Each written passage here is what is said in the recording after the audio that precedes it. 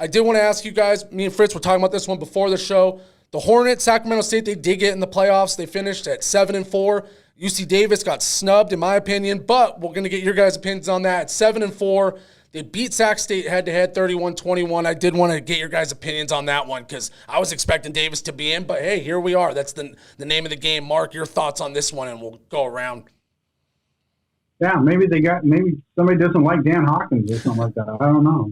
That just seems kind of weird, but you look at their loss. They lost to Eastern. They lost to Northern Arizona. They beat Southern Utah and Weber.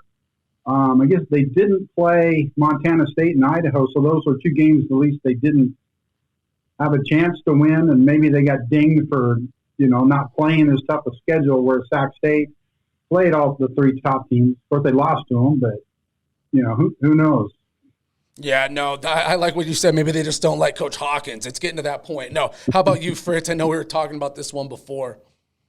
Yeah, like I said before we got on air here, Ken Haslam, who's the U of M's athletic director and chair of the selection committee, he said the main reason was it was a lot tougher for Sac State to get 7 wins than it was for Davis.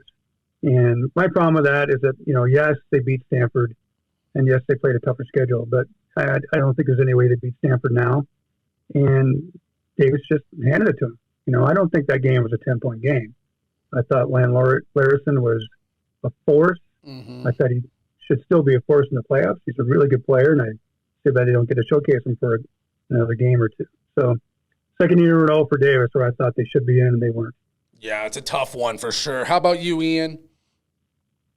I'm kind of all in agreement here. I don't really see how they got left off in terms of like the head-to-head game that we just saw last week. I guess I could see why the tougher schedule kind of makes a difference there. But I mean, to me, the head-to-head's kind of like that's the gold standard, But it's a real shame. Like Fritz just mentioned, I was excited to see a little more Larison, but it is what it is. Yeah, and they had all the momentum going in the right direction. Feels like Sac State hasn't really been rolling late.